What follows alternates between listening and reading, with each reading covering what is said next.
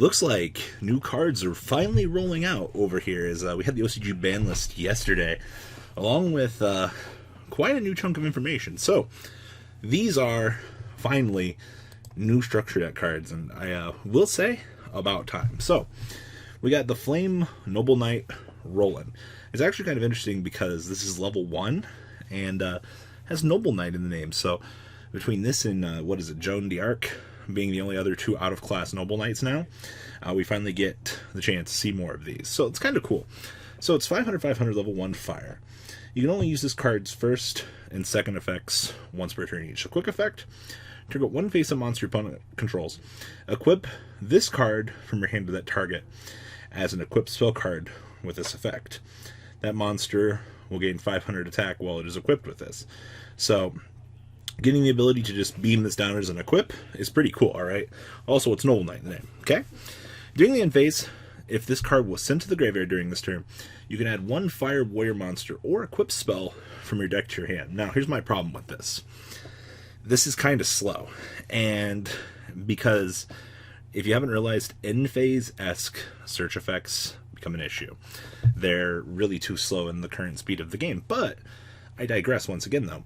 It is a level 1 Fire Noble Knight that equips itself from the hand, that if it goes to the graveyard, it doesn't actually care how. You get to search. So, unfortunately, Dark Soul is a little bit too slow in this current day and age, but, we don't penalize him too hard for doing this thing. So, outside of that, seeing Noble Knight support is kind of cool, especially if we're taking it and putting it in another archetype and allowing it to see play within the structure deck, which is kind of cool, actually. So, there's that. And then this card's name was subject to reference of Roland, the Song of Roland, the oldest surviving written piece of literature and French literacy history, focusing on the nephew of Charlemagne Roland. So, that's actually kind of cool. Now, we have this little cool card, Continuous. I actually kind of get Sword Art Online feels here, where you're just like pulling up the screen and you're clicking for your weapons. So, so Gearbreed. You can only use this card's first and second effects once per turn each. So you don't have to choose, you just get one of each. So during your draw phase, instead of conducting your draw, you can add one equip spell from your deck or graveyard to your hand. This kind of answers one of the more sought after questions that we've honestly needed with equip-based decks. I really wish it said, in addition to your draw for the turn, you could search for an equip spell, because the problem with equips are they're too slow. It's the same thing up here with the Dark Soul effect. Getting the search is okay, but look at the way that the game is structured at the moment. Like, speed. You need to make those equip cards free to use effectively. And then if you control an equip spell card, you can return one Fire monster or Gemini monster from your graveyard to the bottom of your deck and draw a turn. Now, this is once per turn, so any of those Gemini monsters that we've been using, Evocator, Chevalier, Gemini, Summoner, oh man, what is it, the Super Gearfried monster as well, are all just they're so bad. We've needed Gemini support for a while. Also, the fact that it returns a Fire Warrior to the bottom of the deck, which means we have multi-purposing cards once again, ladies and gentlemen. You get the ability to get that dual recursion, which is a good thing. Quite honestly, I think this card's still bad, though. Sacrificing a draw to go search for an equip spell isn't good. But getting the recurability from the graveyard looks like it could be useful in some sense. I can't think of anything to abuse this at the moment. That's the problem. Like, if it was abusable, yeah, but it's just too slow. And then we got the Rapinus Supreme Magic Blade. Okay, so you can only use this card's second effect once per turn each. So, standard equip card, right? That actually looks kind of cool. It looks like one of the swords from, Soul Calibur, actually. So apply one of these effects according to the equipped monster's battle position. So in attack position, the equipped monster cannot be targeted by your opponent's card effects. Well, that's pretty cool. If we haven't learned anything about how this game works in the past, having our boss monsters basically be indestructible towards something is pretty good. And then while in defense mode, the equipped monster can't be destroyed by battle. Okay, this is literally a blade from Soul Calibur, actually, with built-in protection for us. Okay, that's pretty cool. At the start of the battle phase, you can change the battle position of the equipped monster, and if you do immediately after this effect resolves, Normal summon what monster? Oh, they're actually... Oh, this is Gemini support, all wrapped in. So basically you just summon your monster, toggle battle phase, switch its position, trigger another normal summon. Huh. But you have to be able to change the battle position of the equip, which means I'd be putting my monster from attack mode to defense mode on a turn 1 normal summon. That seems really bad, but to gain that Gemini effect, it might be worth it. Also, you can hidden armory for this, which is actually kind of interesting, because you can hidden armory mill off the top, and go search for this. I guess the good thing about all this is hidden armory still exists, but then at that point you still have to be able to stick a monster on the field to extend your combo plays. So I guess that's kind of where my problem lies with this. Like, how relevant is that Gemini dual summon?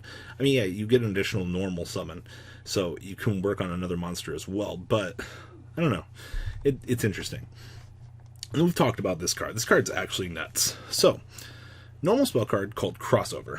Target one face-up monster your opponent controls and one warrior monster you control.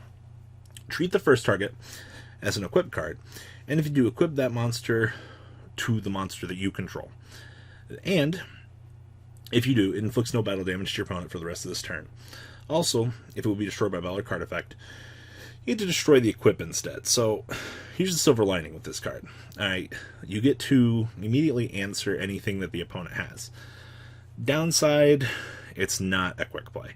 I actually looked at this card in the first place. I was like, oh man, like if this was a quick play, this would have been insane. Like you would have been able to auto answer anything on the opponent's field. Well, your decks would have got the chance. This would have been hella Noble Knight support, which is actually crazy. Like imagine if this was a quick play. Life would have been broken, actually. It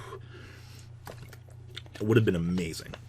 Now, stray cards we got the Time Thief Startup. So we've had this out for a couple days now. You can only use one of this card's name's effects once per turn. So you get to special summon one Time Thief monster from your hand. So basically, you wanted a way to combo extend out with Time Thief, because one thing that we always noticed with Time Thief was we're a deck that wants to go, alright, 2 monsters, make your Time Thief Xyz monster, do your thing, right? That's the thing. And then during your main phase, you can banish this card from your graveyard, target one Time Thief Xyz monster you control, attach 3 different Time Thief cards, monster, spell, and trap card from your graveyard to that target. So here's the cool thing about this. Mr. Redoer can prop multiple effects based on the equips that he has to it. Something that we've needed was this. Now, my problem with this is it doesn't say attach up to 3. It must be exactly 3. My other problem here is we don't actually have extremely good Time Thief cards. We need more in the archetype. Time Thief Startup is a good card.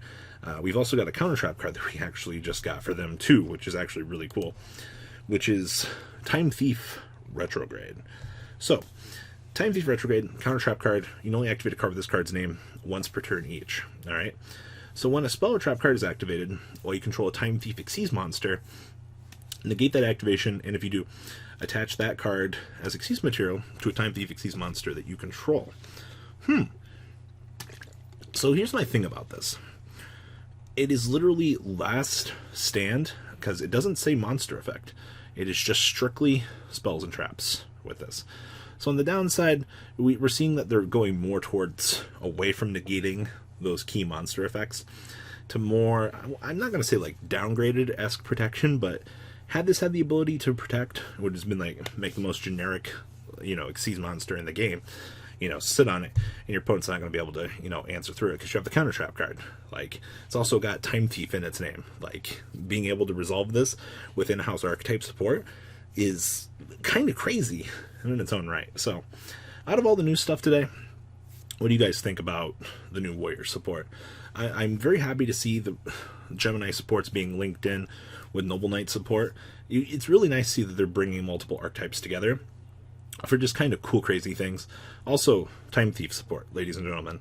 It might not be the best, but it's something nonetheless. So what do you guys think? Leave a comment down below, tell me what you guys think. And, well, I'll catch you guys on the flip side. Peace out. The ride never, well, truly ends. Thank you, patrons. Without you guys, I don't know what I'd be wearing in these videos. I might be a truffle shuffle incident all over again. Guys, please also check out Vanquil40 for some awesome Vanguard content. Some other interesting stuff you might find up here on the left or in the description as well. Thanks for watching.